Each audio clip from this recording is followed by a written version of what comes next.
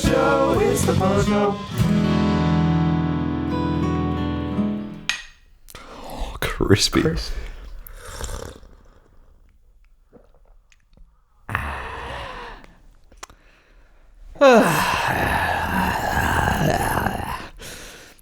Back into it, huh? Back at it. What's how are you going? Yeah, good. The crowd went mild, bro. Yikes. We got some new sounds in this. Yeah, so welcome back to Post Show. Soundboard has been updated. There are still some of the classics, as you can hear, but Jack has yet to explore really. So he's Shadow Wizard Money Gang. We love casting spells. turn the volume down. Holy fuck! I like that one. Okay, alright. Shadow Wizard Money Gang. We love casting spells. The stick is being a little annoying at this distance. I'm just going to use my hands. Well, yeah. So I haven't heard that one in a while. yeah, I was gonna say I put some on that, and I figured out why some were not getting put on, because they were automatically getting put on like pads that don't exist on here. If that makes sense, because like in the settings, if I go Yeah, I know. It's got like the foot triggers. switch and shit, yeah. Yeah, well, I made sure not to do that when I was doing it, but they still weren't saving. Yeah, I think maybe it must just be a saving thing. Oh, brother. He's back. He's back. Leave me alone!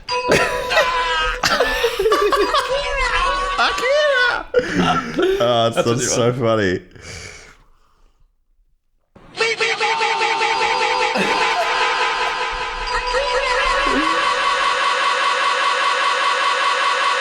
Oh my god.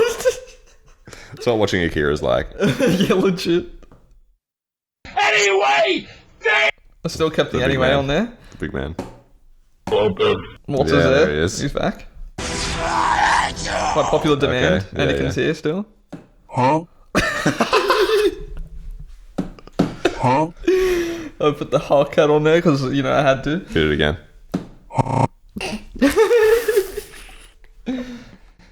What Did else it we again. got? Oh yeah, I put. What's the movie called? Full Metal Jacket Metal guy back Jacket. on there. Huh? Huh? Anything on 97? Wait, what? I didn't put. Oh wait, I think this might be accidentally on 97. Wait. Wait. I think these are accidentals. I think everything is that. Like, I'm pretty sure this. Everything else is in the key. No, okay, no.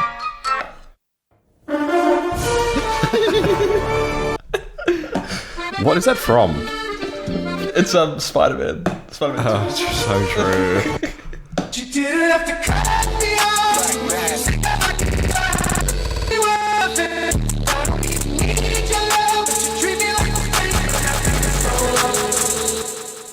Whoa, that was kind of cool. Damn, dubbed out. So yeah, this page I put all like songs, I guess you could say. Like this one. I thought this would be nice for some reading some Reddit stories. It's a little bit busy. Well, luckily I got another one that I thought would be really good. I think it's in this one.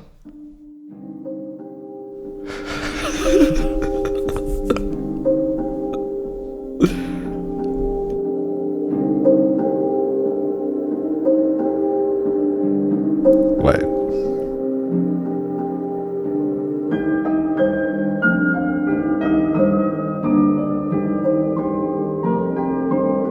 Banger, bro.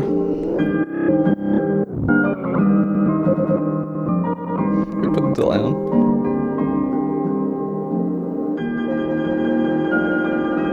Oh, wow, that sounds nice. It's beautiful. It's gorgeous. I can't remember what the song's called, but it's a tune. When your homie's playing Skyrim in the other room. Skyrim, but you're in the bathroom at the party.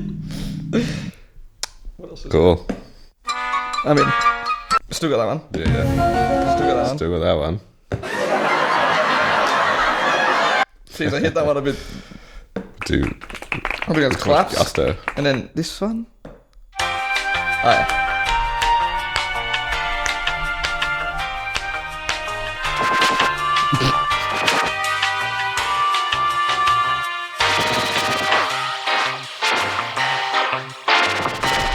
Did you ever watch I Hate Everything on YouTube? I don't think so. There's this fucking like rage bait YouTuber Sure. who's like, I hate everything. So like doomer and lame. Sure. But that was his like music. Oh wow, really? Yeah. I think like I just looked up. What's it from? Well, I know the artist. His name's Kevin McLeod or something like that. Yeah. And I don't know. Like I feel like it's just from a lot of things because I'm pretty sure it's like royalty free. So I think people just use it. Yeah. And I guess it just got really popular for being free of royalty. Well, it just got forever associated with that YouTube channel for me. And I used to watch it. I used to be like, yeah, this guy rocks. He's so angry. He just hates everything. It doesn't. Surely he can't hate everything. What are some of the examples of things he hated? Like Destiny 2. Oh, true. Wasn't and that like the Marvel Cinematic Universe? These seem like pretty popular things to hate, but Yeah, it's so true. I feel like I don't know. I never really played Destiny, but It's look, I feel like like Pikey, for example, really likes it. it's like a great game that's buried under like so much like modern game industry like bullshit. Sure. That makes it hard to enjoy, Sure. like DLC and microtransactions Did I and hit- stuff. Yeah, I did. Okay. For some reason, thought I didn't hit record on the video. I got something for you. Go on. I know we're not allowed to talk about music on this show. I'm shutting it down right now, mate. I'm cutting you off, mate. And I never thought I'd be asking this Sure. in 2023. Did you hear the new beat? Yeah, what do you think of the new Beatles song?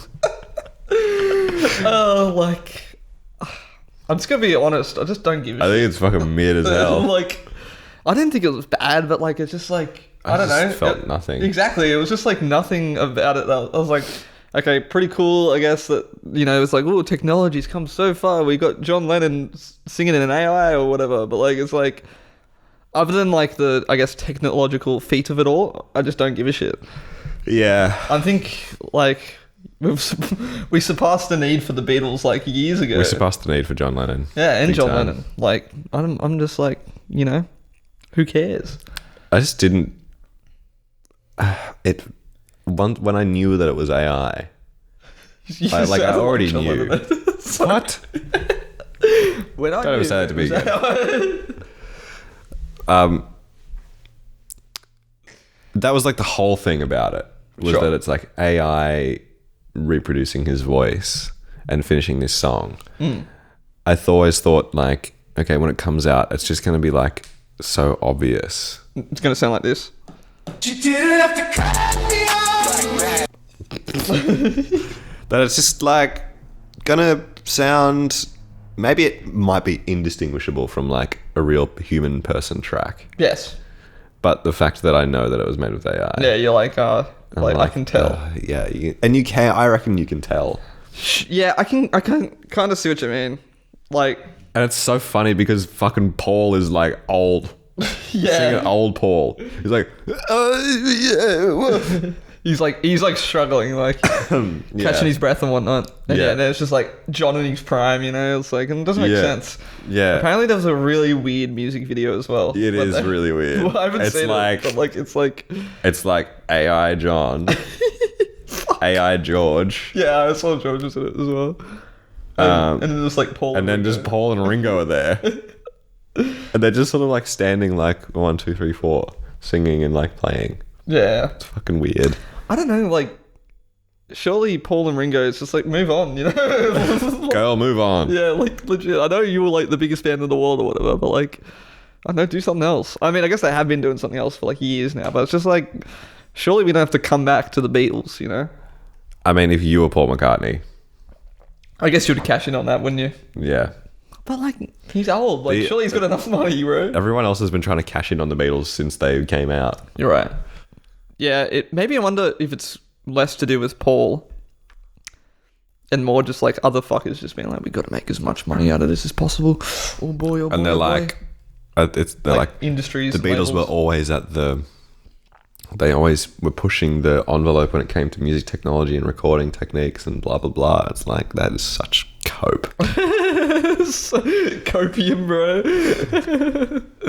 Why did you bring John Lennon back from the dead and ask him? But like, I always hate that argument as well. It's like, yeah, sure, but like, who wasn't, pushing the boundaries of music in that Like, decade yeah, the of Beatles music. did, but like, if So the Beatles didn't, like, someone else would have. Yeah, like so many other bands were also recording music. Can you believe it? Can you believe it? Can They're you also believe it? using technology to record I mean, music. like, they did do a lot of this shit first. Yeah. Undeniably. But just because you're the But first that's not, like- doesn't mean it wasn't going to ever happen without them, you know?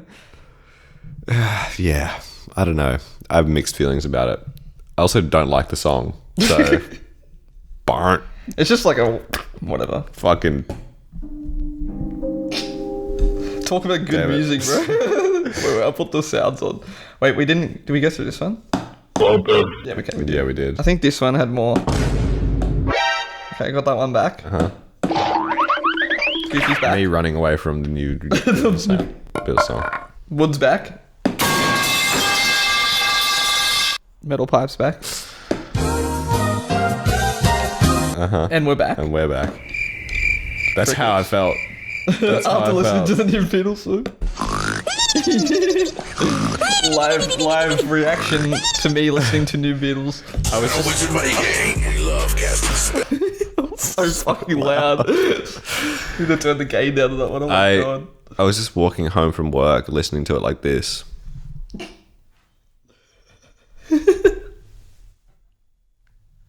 So facts. Nah, there's just like I don't know. I just don't care. Yeah. I'm sorry, Beatles. And everyone's talking about it. Everyone's got something to say about it. It's I like think, does anyone like it? I mean, I don't think people like. I don't know if I've met anyone that's like, oh, this is the fucking awesome. You know what I mean? Like, You know what? Somebody is out there and it's their favorite Beatles song. there's no way, bro.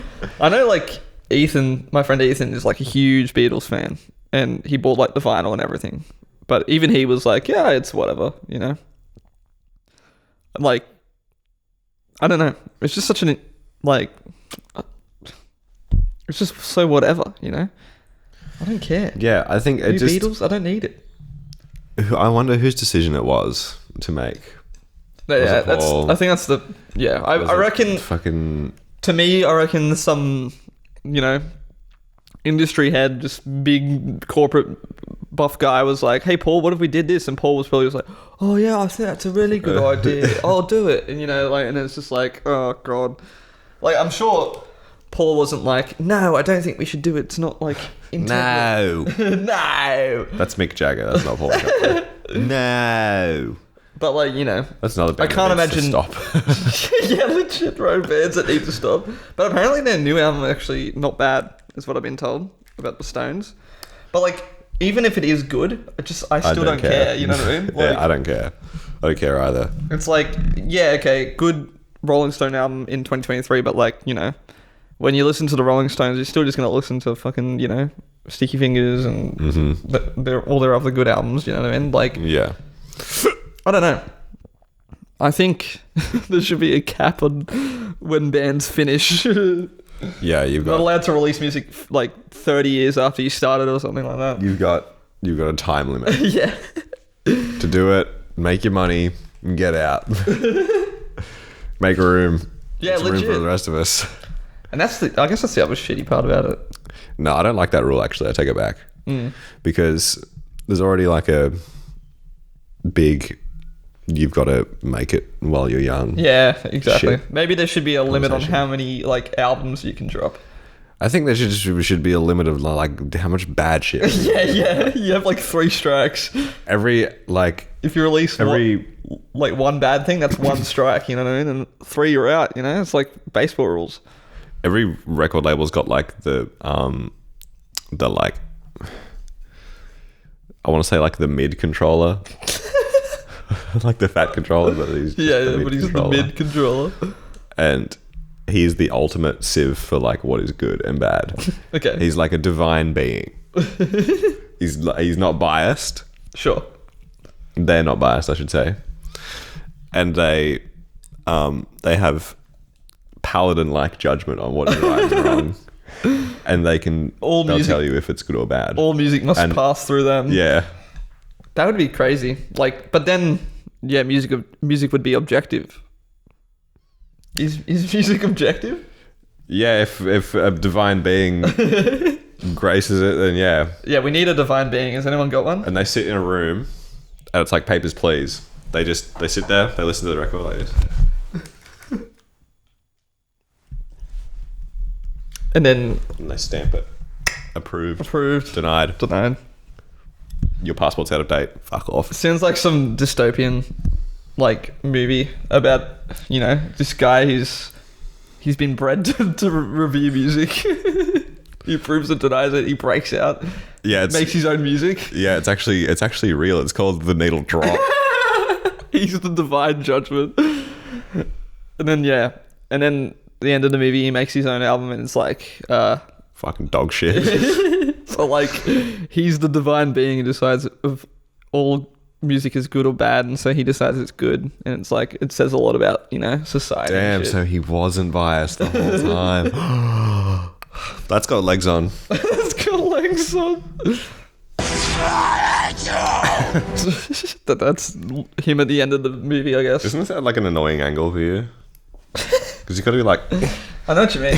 How better could we do this in the future? we could put it on like a fucking snare stand or something and put it on the floor. So you can, all you have to do is like reach down here. Yeah. Yeah, we introduced this stool in the middle today They were just trying it out. for coffee.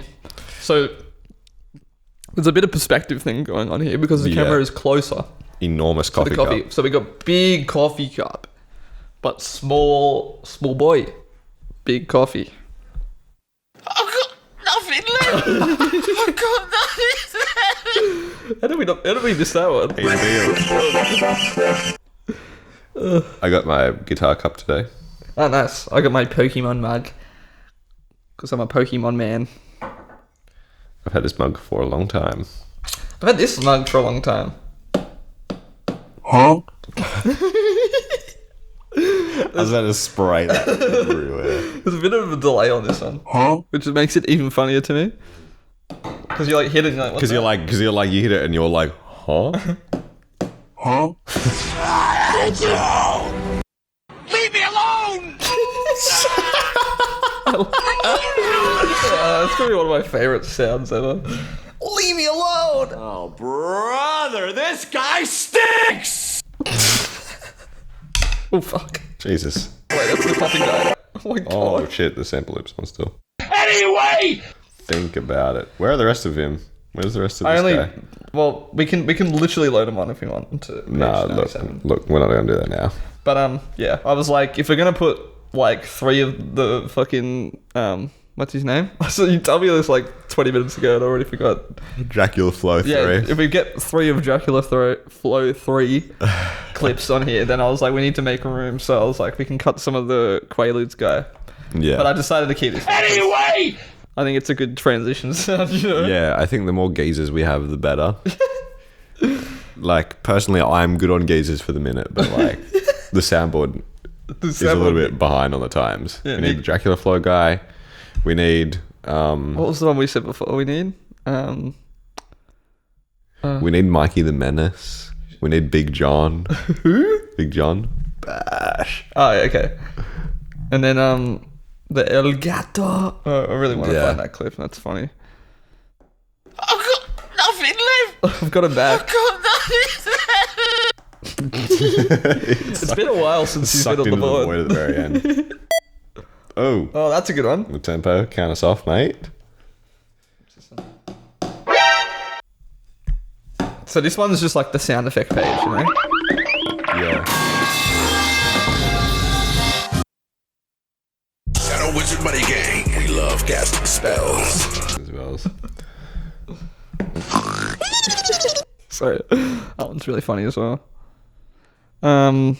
What's the time? Oh, we're already 20 minutes in. We talked too much about the Beatles again. Fuck.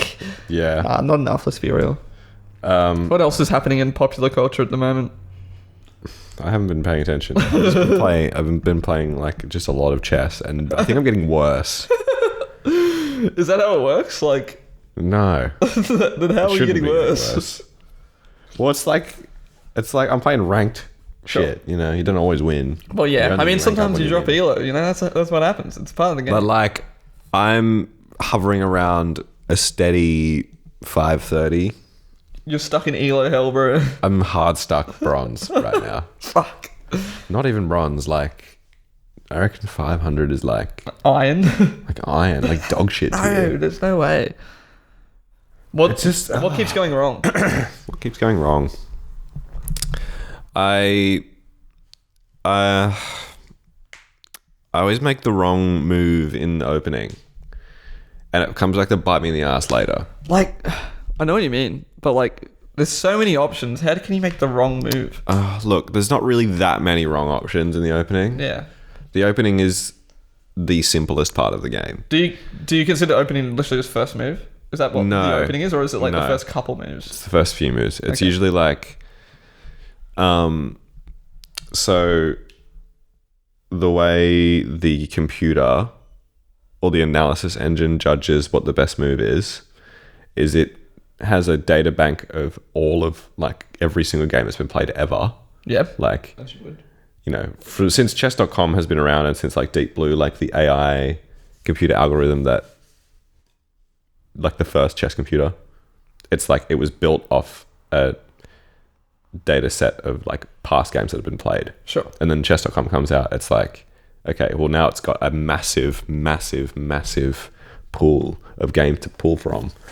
And it chooses like the moves with the best win rate, the most like, Makes sense. and then, you know, it compares your moves against the best top computer moves. It can also like, you know, think like 60, 100 moves ahead. Yes. You know.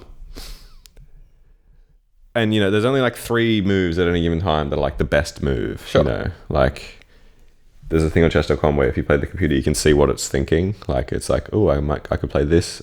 If I don't play this, I could play this. And it's hardly ever more than like 3 things. Sure. In the opening anyway. But like the opening is up until like usually the first capture. Oh, okay.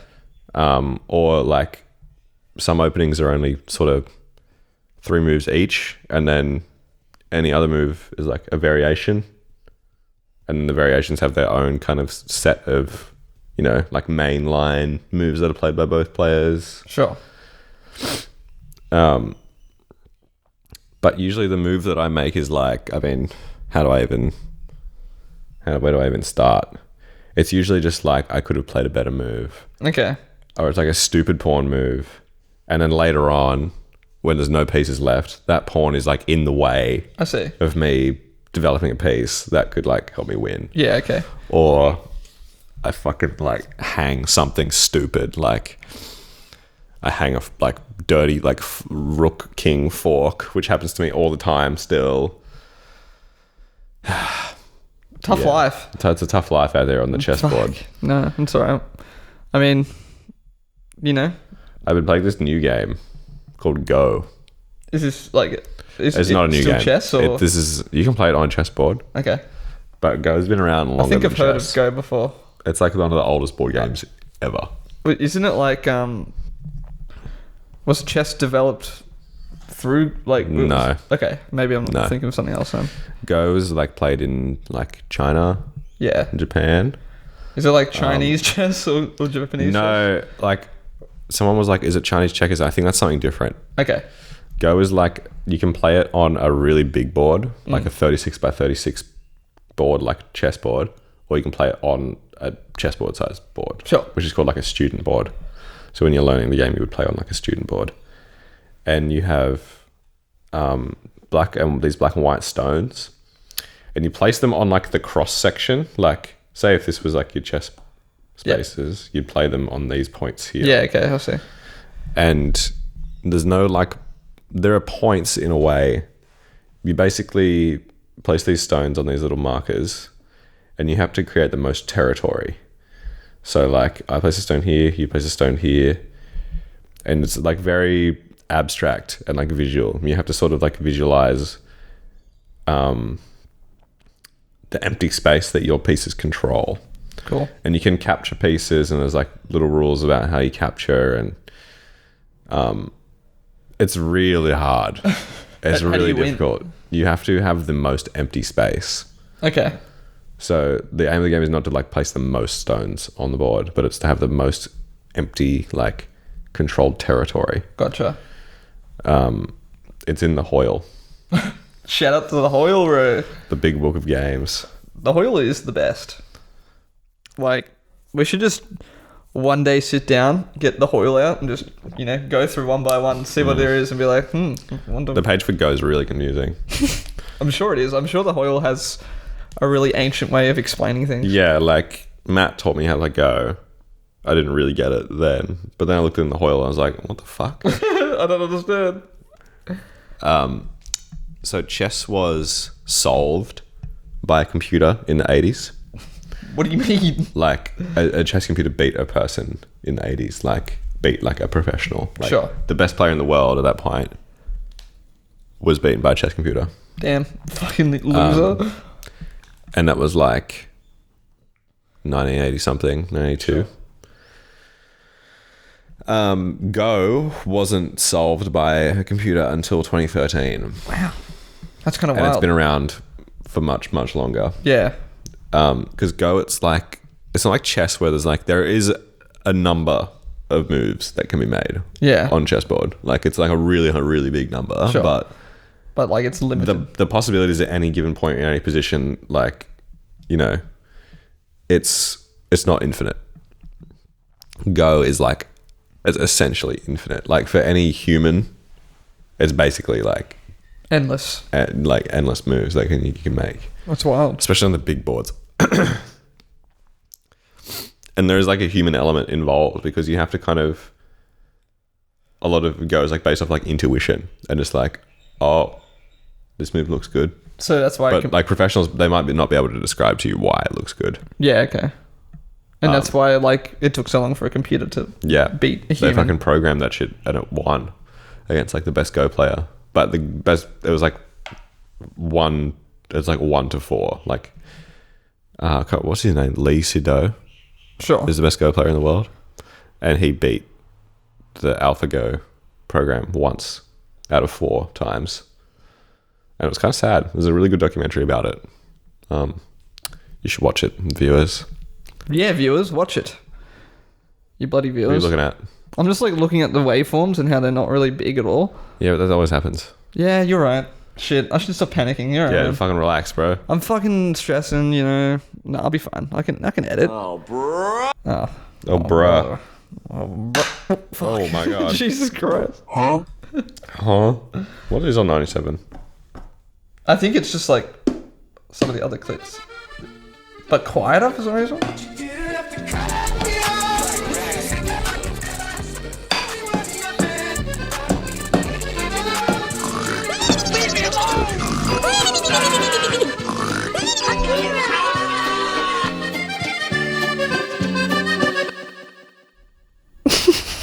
Okay. Yeah, I don't know why they're quieter.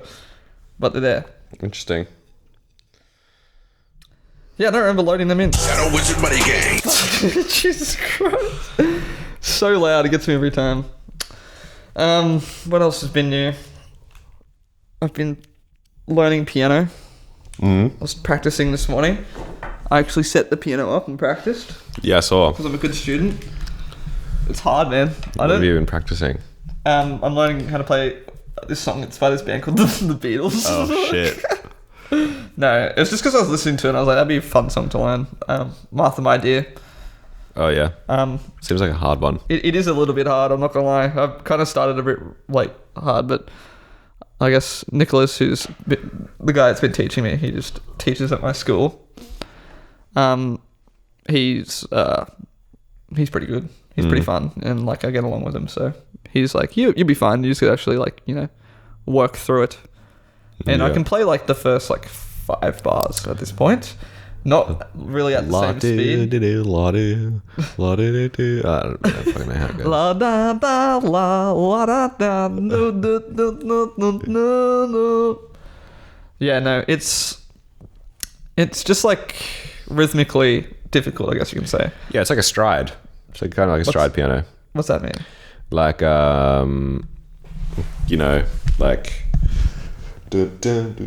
Yeah. You're my left hand's going E flat, E flat, E flat, E flat, E flat, E flat, Yeah. and it's it's not actually been as hard as I thought it was going to be to get the left hand down. Because like that's always the toughest part I've had playing piano is like matching your left hand with your right hand, you know? Yeah. Coordinating them and whatnot. Yeah. It's a bit harder than like other instruments where you got to coordinate your hands. Like, I don't know, guitar's a bit different, I guess. Yeah. But like I think of drums immediately. Like I've been teaching a lot of drums at my school, where I'm working, and like I feel like I'm able to improve at drums so much easier than I am at piano.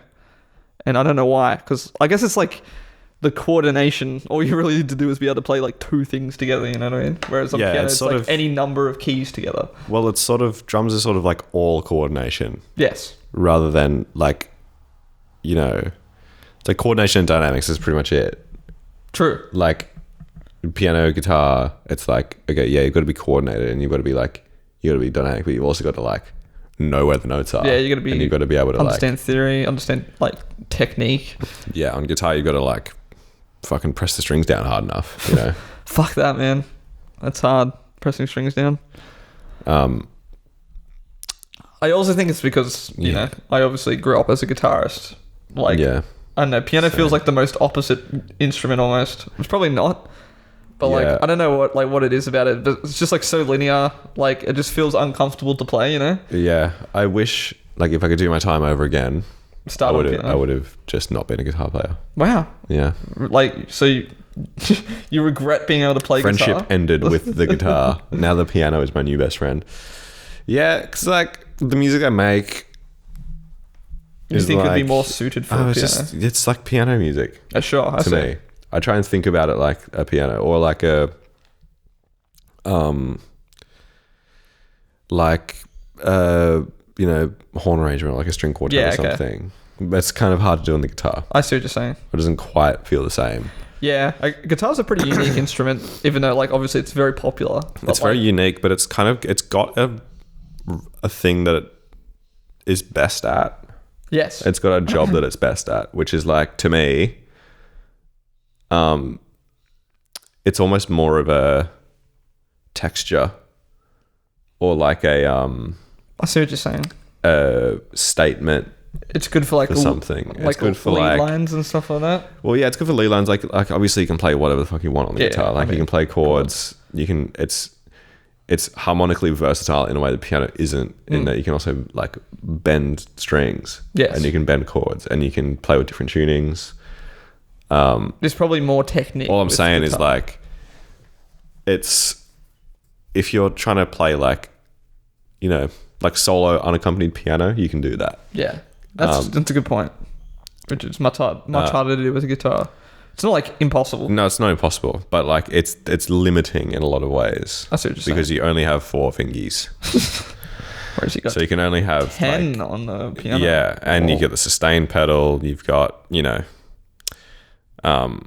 sort of 5 voices available to you in any hand at any time. You only have like, if you're playing all of the strings at once, which you're not always doing in solo guitar, you've only got 6 available to you on a 6-string guitar. But it's also like, on the other hand, in the glass half full conversation, you have to choose your notes more carefully. So it kind of makes you a bit more minimalist, or a bit more like, you just got to think about it a bit more. You got to know your shit more. Makes you play the notes that matter rather than the notes that like aren't so important. Sure. Yeah, no, but it's been pretty fun to learn a new instrument.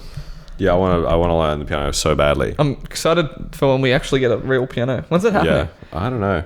Because Diego said his parents are going to buy him one? Yeah. Or buy us one, I guess. Yeah, buy them one, I suppose, for their wedding present. But we will reap the rewards. Yes. That's fun. I mean, I've sort of told you I'm going to like move back to Bathurst. Yeah. This is not like, I feel fine talking about this on the podcast because like, there's like maybe a dozen people listening to this. The homies, they're all homies. But I'm going to get a fucking piano when I move back there. Yeah, nice. And I'm going to just like spend a year fucking slamming the piano. Dude's going to write and I'm going to come back fucking... It's going to be crazy. Yeah. So when are you going to be back? Like after this lease ends? It sort of will work out around then, I reckon. Yeah, Maybe nice. a bit before. And then We'll see. what are you going to do? Just not work? Well, I don't want to work. Facts. I want to work as the least amount possible. Sure. But I might just get like a day or two teaching That'd be fun. and like mow a couple of lawns for some old ladies That's in it. Portland. Yeah, that sounds easy enough. And Just so you have some just, cash. yeah, to see how I spend. go. So is this confirmed? Hashtag confirmed happening? This is hashtag I've made up my mind. Yeah, nice. I'm taking a year off. Gap year, but it's just at home. Yeah, well, I didn't have a gap year when I finished school, so this is my gap year now. I have never had a gap year. Yeah, I've never gapped. yeah. I've always been yearing. What the fuck does that mean? I don't know. I've always been living life. Oh, Jesus, fuck. Sorry, I dropped my Sorry. Sorry, I dropped my claymore. What is that? What is that? What is that? Whoa, brother, whoa! Oh, it's just fucking clean my Mac. Bro, shut up. Clean my Mac. You unplugged the headphones a little bit. Oh, did I? Wait, hold on. Sorry, guys. Sorry, we just have some technical difficulty. Oh, fucking...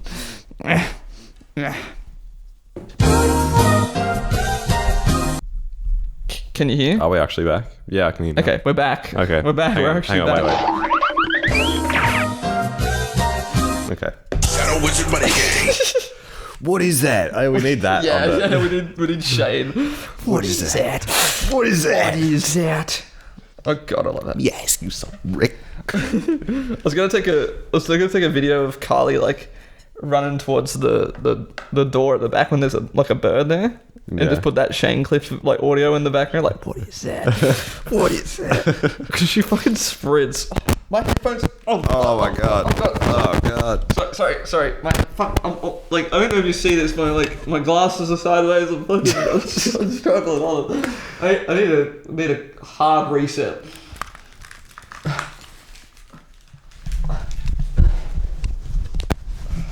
I'm back. Hard reset. Jesus Christ. The crickets. The crickets. Shadow Wizard Money Gang. I was trying to get. Wait, hold on. This one. Thank you. I know You're we're all too hilarious. kind. Have we got Reddit? Yeah, we've got Reddit. Should we read some Reddit stories? Should we read some? I can't see how long we've got left, but I'm feeling like I want to read something other than Am I the Asshole? yeah. Look, we need I something to don't fit. feel like casting judgment on anybody. We need something to match this vibe. I think. Yeah. What most matches that vibe? Let me just look through my subs and you talk about something funny while I do this. I'm just gonna see how much longer we got. We've got plenty of time. Oh, we've only got like 7 minutes, so Wait, really? we can go a bit over, but it's also 1 o'clock. I've got to go to work soon, True. so I got to be work at 2, and I need to still eat some lunch. It's hard grinding, but you know, it's where we're at. How about we just do what we usually do? Am I the asshole? Hobby drama's a pretty good one. Have you ever read on hobby drama? No, what is that? It's like the most interesting subreddit about things you're not interested in. It's like, you know, for example, someone in the knitting community from like r/knit, like drama from niche subreddits. Sure. I would read one of those. I'm gonna just sort by top. Sort of by all time. controversial. No. I don't want to say something bad. Yeah, that's a good point. Yeah, what's the top hobby drama post of all time? Okay. The top hobby drama post of all time has 19,500 upvotes. Oh my god. It's it's a comedy one. So the title is How to Piss Off Everyone You've Ever Met So Badly That They Can't Even Be Bothered to Insult You. And this is about the roast of Chevy Chase.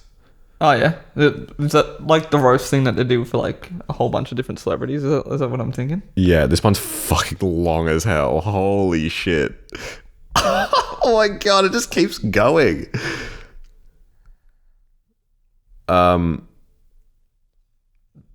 TLDR? There's no TLDR. I think we need to either commit to this. Oh my god. Let's do it. All right. Fuck it. Okay. How to piss off everyone you've ever met so badly that they can't even be bothered to insult you. This is the roast of Chevy Chase. Today we're going to dive into a forgotten corner of TV and comedy history. In 2002, Chevy Chase was roasted for the second time in the Friars Club. Despite being largely forgotten, this event would have massive ripple effects. If you've ever watched a roast in the past 2 decades, especially on Comedy Central, chances are you've seen those ripples. Not to mention the roast was enough to make Chase break down in tears and reconsider his entire life. Holy shit. But I'm getting ahead of myself. Wait, when was this? 2002? 2002. Okay. We'll get to the roast in good time, but to understand what happened here, it's important to understand why all of it happened. And on the plus side, there's a whole lot of tasty side drama in the comedy world. First, we have to answer the question, who is Chevy Chase? Actor. Ooh, I know who Chevy Chase is. Yes. He's in fucking show. Yeah, right? Community. I've been around for 8 years. Born in 1947, Chevy Chase is a comedian. I'm just sort of skimming this because I feel like... Yeah, we can afford to skim. Chase started his career like many comedians, running around trying everything he could, writing satire, founding a comedy ensemble, doing radio. He became a writer for a show called Not Ready for Primetime Players. But later became known as Saturday Night Live. So yes. He was most famous for SNL. Because a sudden rise to fame has never gone to anyone's head. Shortly before the show first aired, Chase was added to the cast and joined rehearsals. This became his big break, putting him squarely in the spotlight. He introduced every show but 2 and was the anchor for Weekend Update, one of the show's longest running bits. His catchphrase, "I'm Chevy Chase and you're not," became extremely famous. He even claimed that his Weekend Update style was the direct inspiration for later comedy news programs like The Daily Show. During the show's run, he won 2 Emmys and a Golden Globe, and many argued that he defined the franchise. Chase was a hit at the time and was shortlisted by many as one of the funniest rising comedians in America. Someone even suggested that Chase could be the only person to replace the beloved Johnny Carson, even though Carson didn't like him, and replied that he couldn't ad-lib a fart after a baked bean dinner. Damn. Oh, that's hard.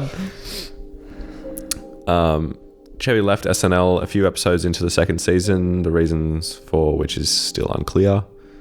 His official story was that his girlfriend didn't want to move out to New York, so he decided to move out to LA and marry her. Oh. That story is somewhat backed up by the fact that he'd negotiated out of most of season 2 with his contract with NBC, surprising producer Lorne Michaels, who hadn't been informed. However, there's still suspicion surrounding the episodes he was in. Supposedly, he injured his groin during a pratfall in the first episode, forcing him to be hospitalized for the next 2 episodes. What? Dork. However, his eagle-eyed fans noticed. The injured Chase was clearly seen at the end of the first episode dancing around without any issue. Interesting. Many have theorized that the episodes were a test run to see if the show could work without Chevy in anticipation of him leaving. Years later, an anonymous SNL cast member mentioned that he only used his engagement as an excuse to pin it on his now ex-wife. In reality, he'd left the show purely out of a desire to make more money. But why would the show want to see one of its most popular actors gone? Well, as it would later come out, Chevy Chase was a massive pain to work with. I don't doubt that for a second. Egotistical, cruel, and petty, he burned a lot of bridges with his fellow cast members as well as producer Lorne Michaels.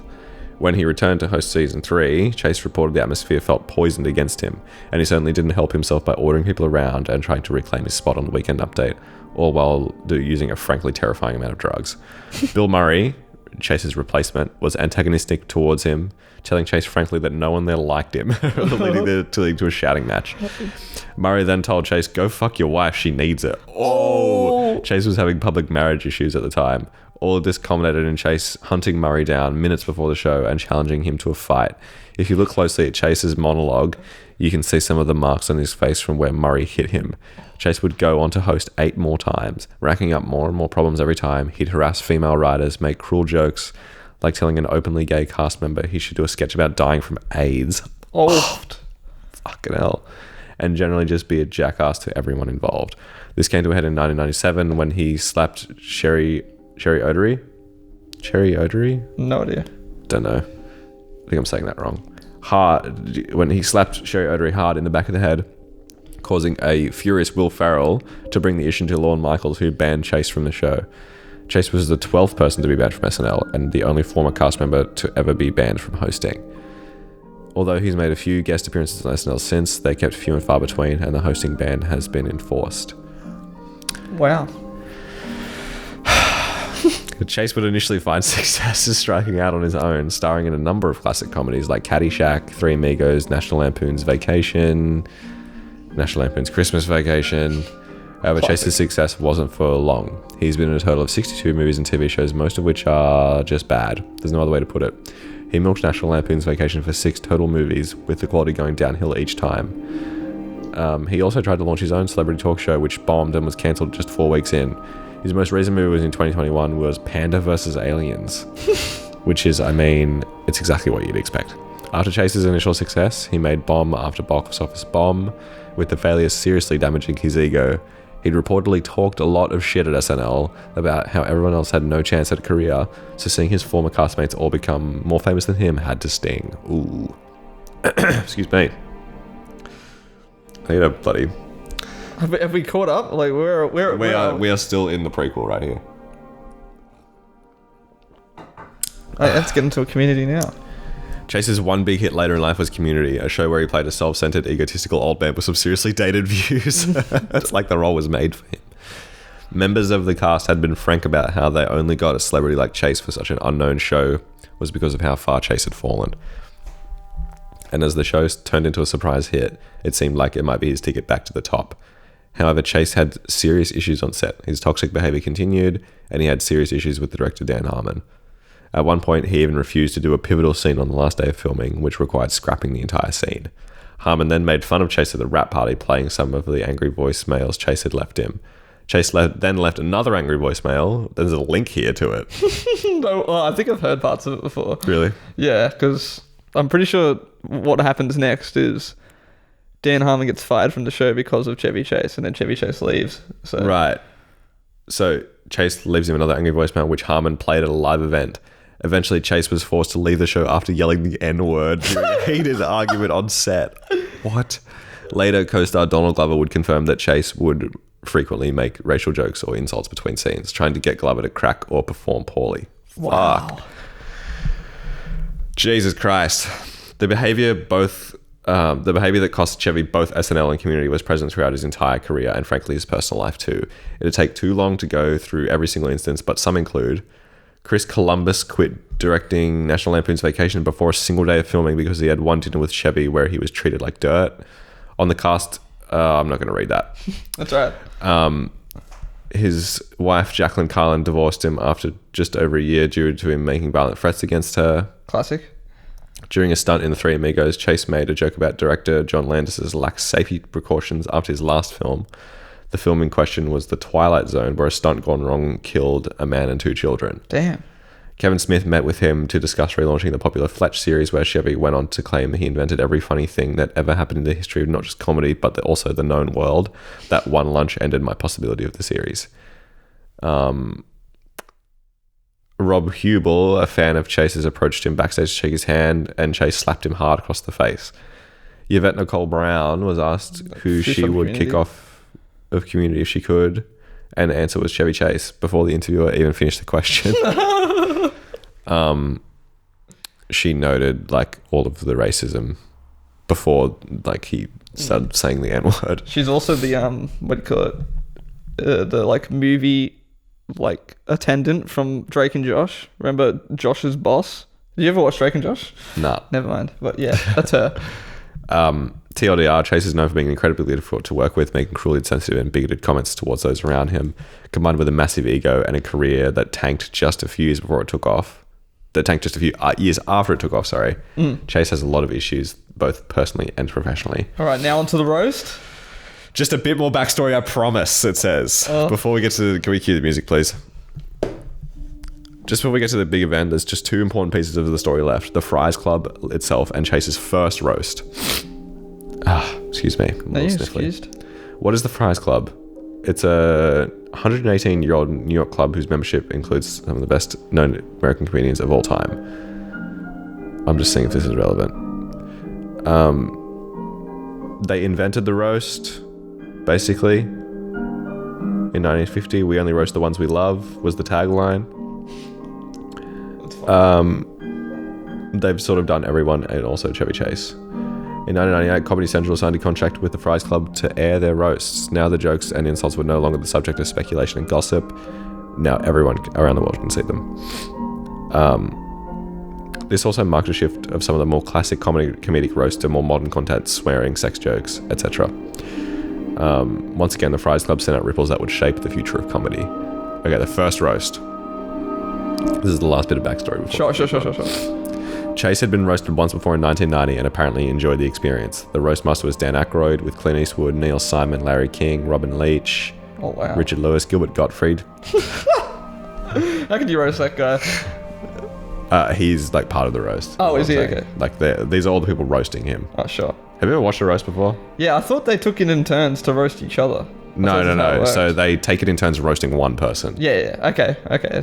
Maybe I have not seen it then, or maybe I've seen something else. Because I've seen the one where Justin Bieber is like there with like Snoop Dogg and like Kevin Hart and stuff like that. Or they kind of take shots at each other. Yeah. But like it's mainly about, whoever is, in this case, Chevy Chase. Okay, I see. Gilbert Gottfried, Rita Rudner, Dana Carvey, Phil Hartman, John Lovitz, Dennis Miller, and Lorne Michaels during the roasting.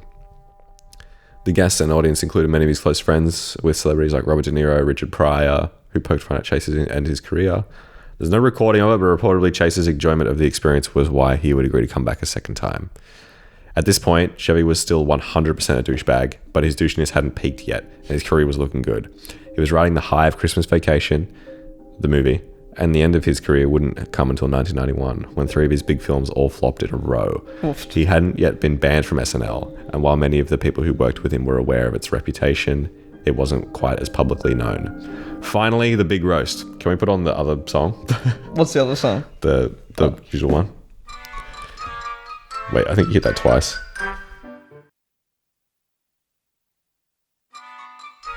Okay.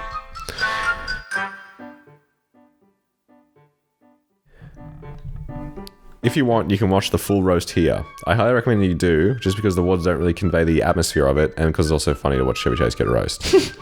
The roast master picked by Chase was Paul Schaefer.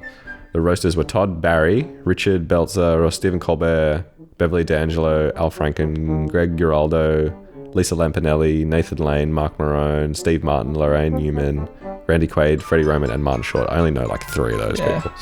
Who the fuck are these guys? If you read through this names and barely recognize anyone, you wouldn't be alone. Besides Colbert, who was still relatively unknown at the time, and Al Franken, who's famous for other reasons now. I don't know what they are. Sure. There were no other really famous people present. Steve Martin and Martin Short didn't even show up. They just sent in a pre-recorded video, as did Randy Quaid. Not only were most of the roasters unknown to the audience, but to Chase himself. As they repeated throughout the roast, most of them were younger and knew Chase only through watching him. They'd never worked with him before or even met him before they were asked to tear him apart on TV. The only 3 that really had any connection to Chevy were former SNL castmate Lorraine Newman, SNL band member Paul Schaefer, and Beverly D'Angelo, who'd played his wife in National Lampoon's Vacation. I'm aware that Al Franken had a connection, but I'm refusing to acknowledge his existence. He must be a bad person. Sure. Edit. I've received roughly 10 million complaints about this. To clarify once again, famous people present because Short, Martin, and Quaid never showed up. As for the rest of them, I'm just leaving them as is because it's funny how many people got genuinely angry at me over this. Okay, whatever, man. I don't fucking care. Reportedly, Chase would later ask one of the producers for the show why they hadn't invited any famous people. The simple answer was that they had ...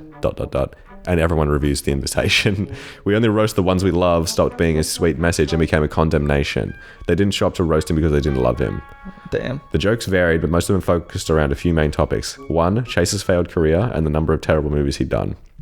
Paul Schaefer, quote, "You made us laugh so much," and then inexplicably stopped in about 1978. Mark Marone, "At least I am a nobody at the beginning of my career." Ooh. The fact that none of Chevy's former friends or co-stars were willing to show up, so much so that they literally had a song and dance number called "We Couldn't Get Anybody Good." The song included the line, "An OJ roast would have drawn more star power." Oh my god. Martin and Short also joked in their video that they couldn't come home because they couldn't come because they were filming the Three Amigos sequel without Chevy. A joke that probably would have been a lot funnier for Chase if the two of them weren't actually making a number of movies together without him. Third point, Chase's drug addiction, which he had struggled for years for years and went to rehab for. Greg Giraldo, quote, Chevy is living proof that you could actually snort the funniness right out of yourself. Oh my God. 4. Chase generally being a dick. Lorraine Newman, reading from her diary about the first SNL cast. Danny is hilarious and has invited everyone up to his bar in Canada. Belushi is a little gruff, but it's obvious he's a sweetheart. Chevy said to me, the Holocaust never really happened. Oh my God. That joke was in response to Chevy's reputation for anti-Semitism, which another roaster would mock by chanting in Hebrew during a roast. However, probably the most brutal roast of all time came from Stephen Colbert. If you watch only one part of the roast, make sure it's these few minutes. There's a link there. Unlike the others, Colbert didn't swear much or rip into Chevy's personal life. He even joked about how shocked he was by people's cruelty towards Chevy. Colbert tore Chase apart by getting deep into his insecurities, joking about his washed-up career with lines like, "The only thing I think of when I look at this man is there but for the grace of God go I. Why would I tempt the comedy gods to strike me down like this? A comedy lamprey, just sucking the joy out of everything I touch. But for some of these people, fame went to their head, but this man never forgot what got him whatever he thinks he is." Oh my God. Before you attack him, think, there may come a day in your darkest hour when you are a shadow of your albeit paper-thin self. And when that day comes, I hope that you are cheered up by something that Mr. Chase so famously said, he's Chevy Chase and you're not. If that doesn't cheer you up, then I don't know what will. Hit the music. Smoked him.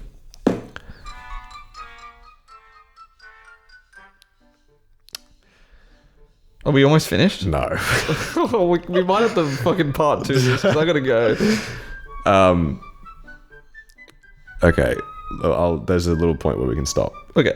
Turning Chase's most iconic line into a burn against him had to sting, but Colbert's entire speech impacted Chase pretty heavily. With the others, the jokes were almost too over the top. It was easier to laugh them off. Imagine the difference between someone telling you, I fucked your mum, versus you've been nothing but a disappointment to your mother. You'll never be good enough for her. Fuck. Colbert tore Chase apart with the precision of a surgeon or with a pleasant grin on his face. After Colbert was Sir Randy Quaid, whose poetry tribute to Chevy was ... It's an experience. This has basically no relation to any of the rest of the drama, but it's too bizarre for me not to mention it here. It features a swimsuit-clad Quaid frolicking in a pool, moving into various sexual poses as his voiceover recites a Shakespearean poem. Eventually he moves towards a pair of women's legs spread wide, which have a picture of Chevy Chase over the genitals. SNL, bro. Bruh. It's real hit and miss. You may now pause the reading to go scrub your eyes with bleach. I wish I just hadn't said that at all.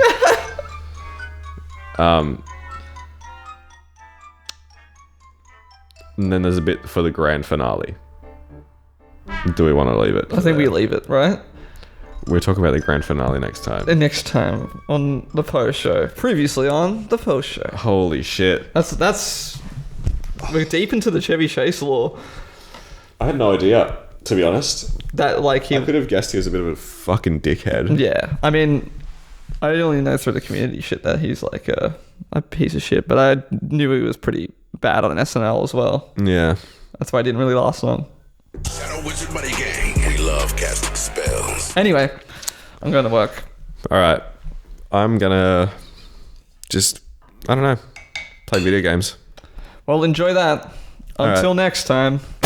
Oh, God. Oh. Sorry. No.